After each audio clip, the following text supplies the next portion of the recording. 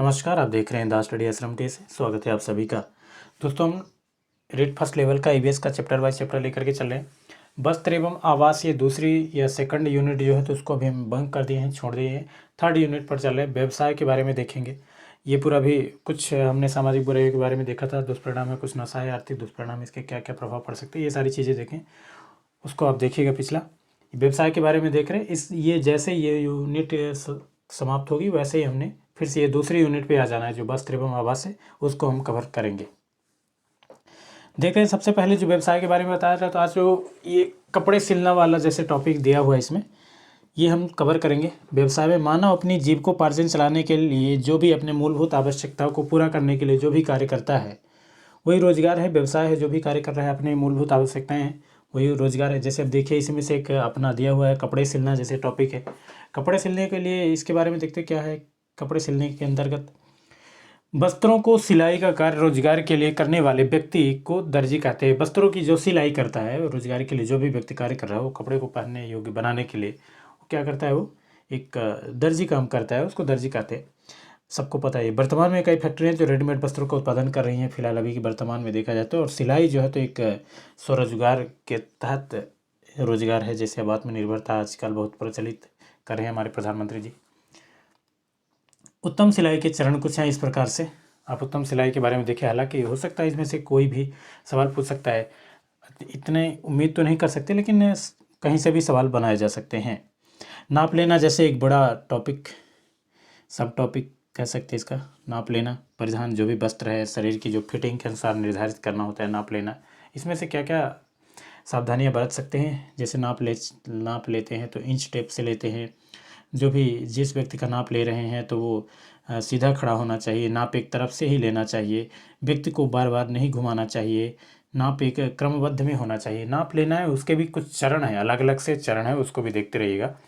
जैसे कि एक इंच टेप से लेंगे, उसको बार बार घुमाना नहीं है, सीधा खड़े रखना है, एक तरफ से लेना है, बार बार नहीं घुमाना है, उस व्यक्ति को क्रमबद्ध तरीके से लेना है। हमारा सेकंड जो है तो उसको देखें, ड्राफ्टिंग और आलेख के बारे में बता रहा है। ड्राफ्टिंग क्या है इसके बारे में देखते हैं। नाप के आधार पर कटाई, नाप के आधार पर जो कटाई करते हैं कपड़े का, इंच टेप व पेंसिल की सहायता से अखबार या ब्राउन पेपर जो भी वस्त्र की कटाई है तो बनाई गई आकृति क्या होती है, ड्राफ्टिंग पहले से ही बनाई जाती है। कपड़े को बनाने से पहले, कपड़े को काटने से पहले एक पेपर या ब्राउन पेपर या अखबार, ब्राउन पेपर हो गया या अखबार हो गया, इस पर कटिंग करके बनाया जाता है, डिज़ाइन तैयार की जाती है, एक आकृति तैयार की जाती है। इसी में से एक ड्राफ्टिंग, ये जो ड्राफ्टिंग कर रहे हैं इसे दो प्रकार से बांटा गया है इसको। एक तो छोटे स्केल की ड्राफ्टिंग हो गई, एक बड़े स्केल की ड्राफ्टिंग हो गई। छोटे स्केल की ड्राफ्टिंग में जो है तो एक तरह से आप देख सकते हैं कि जैसे आप समझते होंगे मनीष मल्होत्रा लोग जैसे डिज़ाइनर है बड़े बड़े बॉलीवुड में, इंडस्ट्रियल में, हीरोइन के ये कपड़े डिज़ाइन करते हैं, तो एक नोटबुक में और फाइल वगैरह में बनाते हैं। ये सब किस में होता है, ये छोटे स्केल की ड्राफ्टिंग इस तरह से की जाती है। इसमें जो है तो एक पैमाना मान के रखते हैं, जो छोटे इंच होते हैं और ये छोटे नोटबुक और फाइलों वगैरह में बनाते हैं तो 1 इंच में जो है तो 1 सेंटीमीटर होता है। इस तरह से इनका पैमाना मान के रखते हैं कि इतना जो है तो 1 सेंटीमीटर में 1 इंच, इतना हम पैमाने मेन कागज़ पर जब उसको बनाएंगे तो इतने सेंटीमीटर अगर यहाँ है तो वहाँ इतने इंच का हो जाएगा, यहीं इतने इंच का है तो वहाँ इतने सेंटीमीटर का। इस तरह से इनका पैमाना एक बनाया जाता है। उसी में से एक बड़े पैमाने, एक नाप लेना हो गया, दूसरा क्या हो गया, ड्राफ्टिंग हो गया। ड्राफ्टिंग जो होता है तो एक डिज़ाइन तैयार किया जाता है और डिज़ाइन को इसमें जो है तो 2 तरह के बनाए जाते हैं। एक छोटा स्केल की ड्राफ्टिंग है, बड़े स्केल की ड्राफ्टिंग हो गई। तो बड़े स्केल की ड्राफ्टिंग में जो तो एक इसे जो है तो अखबार या ब्राउन पेपर में ही तैयार करते हैं। ये अखबार हो या ब्राउन पेपर, उसको नोटबुक या फाइल वगैरह में बनाते हैं।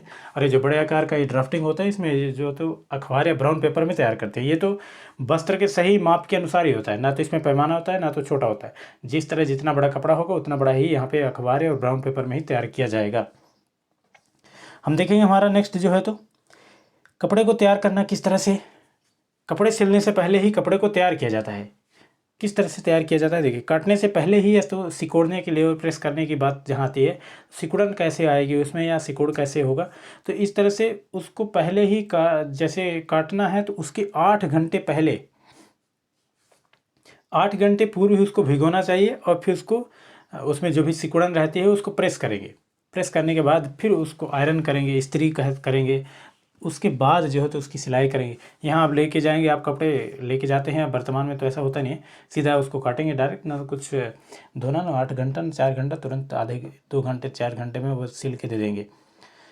नेक्स्ट हमारा आ जाएगा, हमने देखा पहले एक नाप लेना, दूसरा ड्राफ्टिंग हो गया, तीसरा जो है तो एक कपड़े की तैयार करना हो गया, तीसरा हमारा हो जाएगा लेआउट। अब ये लेआउट है, लेआउट और कटिंग करना। टेलर जो चाक होता है, चाक आप देखे होंगे, चाक लिए रहता है, कई कलर के होते हैं, चाक से वो कपड़े पर निशान लगाता है, पर निशान लगाते फिर कपड़े का क्या है तो समतल स्थान पर रख करके लेआउट या मार्क के अनुसार कपड़े की कटिंग की जाती है। लेआउट या कटिंग करने की बात करते हैं तो लेआउट होता है वो कपड़े पर निशान लगाते हैं, वो लेआउट करते हैं।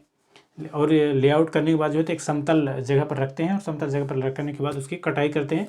यही जो है तो लेआउट और कटिंग हो गया। अब ये चौथा पॉइंट हो गया, हमने 3 पॉइंट पहले देखा था, ये चौथा पॉइंट है। ये कटाई, ये सिलाई के रूप में, एक व्यवसाय के रूप में है, जो हमारे रेड फर्स्ट लेवल के टॉपिक वाइज दिया हुआ है, इसमें एक व्यवसाय के अंतर्गत। आगे कृषि वगैरह ये सारी चीज़ें हम देखेंगे, अभी हमने सिलाई के बारे में देख रहे हैं।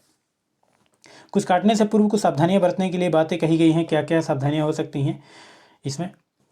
एक तो कपड़ा को लंबवत काटना चाहिए, कपड़े को लंबवत रख करके काटना चाहिए। इसमें जो आप जानते होंगे तर्ज होता है, कितना चौड़ाई कितनी होती है, कितना पन्हा होता है, कितना लंबाई होती है, ये सारी चीज़ें जो टेलर लोग हैं उनको पता होता है।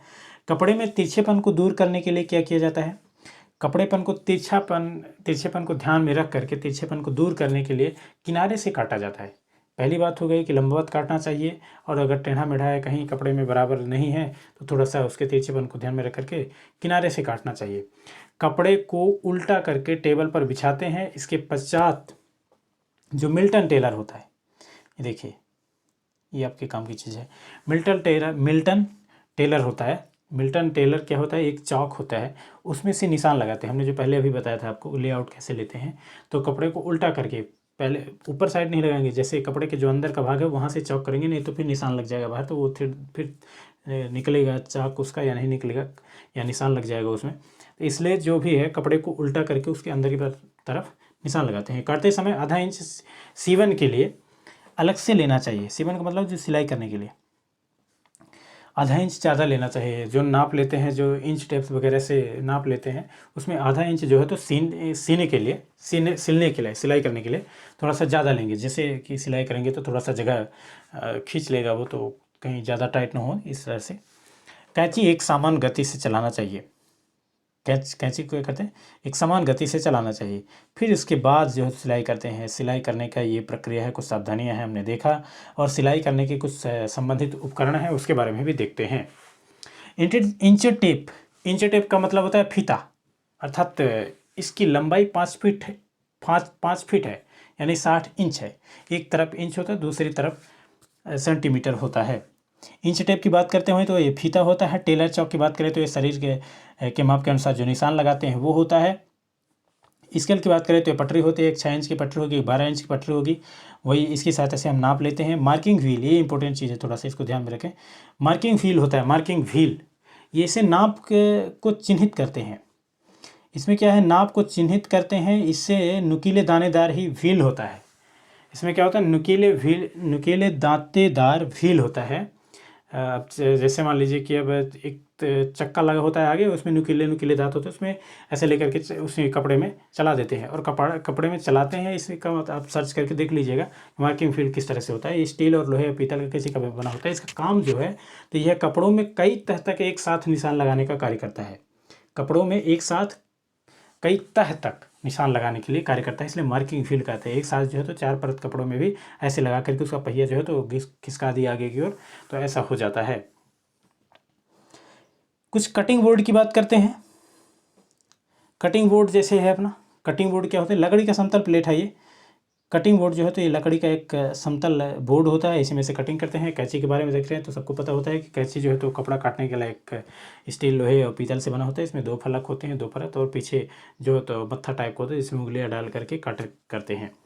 हिप कर्व की बात करते हैं अगर, तो ये लकड़ी से बना होता है हिप कर्व, और लकड़ी से होता है हल्का गुलाई देने के लिए होता है, एक पटरी की तरह ही होता है, ये पटरी की तरह ही होता है, हिप कर्व होता है। आप देखेंगे टेलरिंग के दुकानों में जाएंगे आपको तो एक लकड़ी की पटरी जैसे ऐसे लटका कर दीवारों में रखे रहते हैं, उसको देखिएगा। इसमें थोड़ा सा गुलाई करने के लिए, ऐसे कपड़ों में डिजाइन तैयार करने के लिए ये सारा चीज़ें प्रयोग किया जाता है। एल स्क्वायर की बात करें, अगर एल स्क्वायर क्या है तो ये एल आकार का एक स्केल है, इसकी सहायता से लंबवत लाइनें के लिए निशान लगाया जाता है। कपड़े का तिरछापन ज्ञात नहीं, दूर करने के लिए प्रयोग किया जाता है। एल स्क्वायर का सिर्फ एक ही प्रयोग है कि अगर कपड़े में तिरछापन है, एल स्क्वायर ऐसे ही रहेगा, एल आकार का ही रहता है, ये एल आकार का ही लोहे का रहता है, एक पटरी है, इसमें अगर कहीं कपड़े हैं तो ऐसे कपड़े पर इसी तरह से रख करके उसको देखा जाता है कि कहाँ से कहाँ तक तिरछा है, उसको निकाल देंगे और तिरछापन दूर करने के लिए इसका प्रयोग किया जाता है। पिन की बात करते हैं, हमारा नेक्स्ट है पिन। पिन ये कटिंग टेबल में जब कपड़े की मजबूत पकड़ के लिए लगाई जाती है। कटिंग टेबल पर जैसे कपड़े काटते हैं तो उसको चारों तरफ से पिंच करके टेबल में और पिन लगा देते हैं, फिर कटाई करते हैं तो वो ढीला ढाला टेढ़ा इधर से नहीं होता है। सिलाई मशीन की बात करें तो कपड़े सिलने के लिए तो मशीन का प्रयोग किया जाता है। सुइयाँ हैं तो सिलाई करने के लिए, तुरपाई या बटन लगाने के लिए सुइयों का प्रयोग किया जाता है।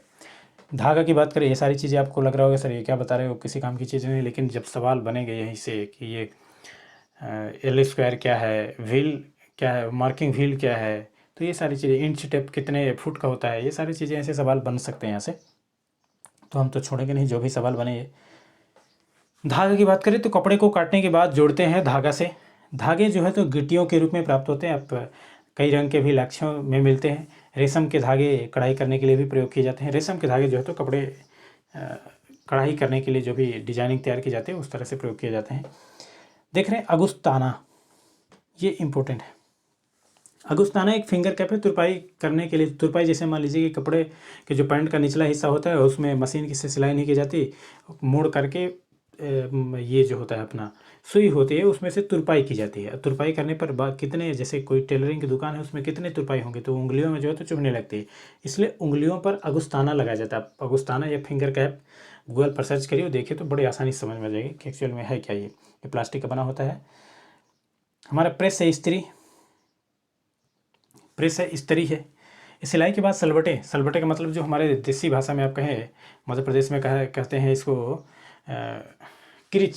जैसे कपड़ों में डिजाइन है, सीधा सा कहीं से प्रेस करेंगे तो जो कॉर्नर बन जाता है उसे सलबटे कहते हैं। और प्रेस जो है तो इस्त्री से, शाइनिंग भी आती है इसमें इस्त्री करने से, तो इस्त्री करते हैं इसके लिए।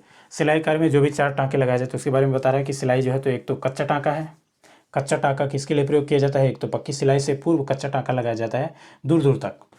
कच्चा टाँका वही है, ये ध्यान में रखिए कि कितने टाँके होते हैं। सादा टाँका की बात करें तो ये तो हाथ से जल्दी जल्दी सिलाई करने के लिए प्रयुक्त टाँका होता है, तो कच्चा टाँका हो गया, सादा टाँका हो गया, तुरपाई वाला टाँका हो गया। तो तुरपाई वाला तो ये पैंट की जो मोहरी होती है, शर्ट की जो आस्तीन होती है, पैंट की मोहरी का मतलब वही नीचे वाला हिस्सा, और ये शर्ट की या जो ये बाहीं का जो अपना मोटा अगला हिस्सा होता है वो होता है, फ्रॉक का बॉर्डर वगैरह होता है, ये सब तुरपाई वाला टाँका हो सकता है। और ये बखिया टाँका है। बखिया टाँका सिलाई मशीन के अभाव में दूर दूर तक जो है तो ये टाँका लगाया जाता है सुइयों से। बखिया कट, इसमें जो है तो सिलाई मशीन के अभाव में क्या किया जाता है, बखिया टाँका लगाया जाता है। सिलाई मशीन के अभाव में बखिया टाँका लगाया जाता है। ये कच्चा टाँका हो गया, सादा टाँका हो गया, तुरपाई टाँका हो गया, बखिया हो गया। आप ये देखिए, अब लास्ट में देख ले, ये तो सिलाई का मैटर यहीं तक रहेगा, इतना ही बहुत काफ़ी है सिलाई के बारे में जानने के लिए।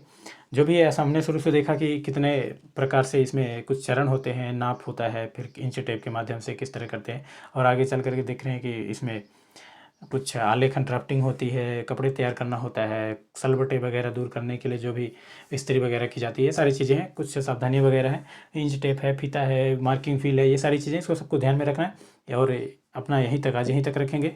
नेक्स्ट वीडियो में हम देखेंगे कृषि और बागवानी के बारे में दोस्तों। फिर लास्ट जैसे हमारी यूनिट खत्म होगी तो हम वस्त्र एवं व्यवसाय के बारे में देखेंगे। पढ़ते रहिए दोस्तों यहीं तक। Till then take care, love you, bye bye. मैं आपका दोस्त और होस्ट आपके साथ हमेशा बना रहूँगा। Bye bye, have a nice day.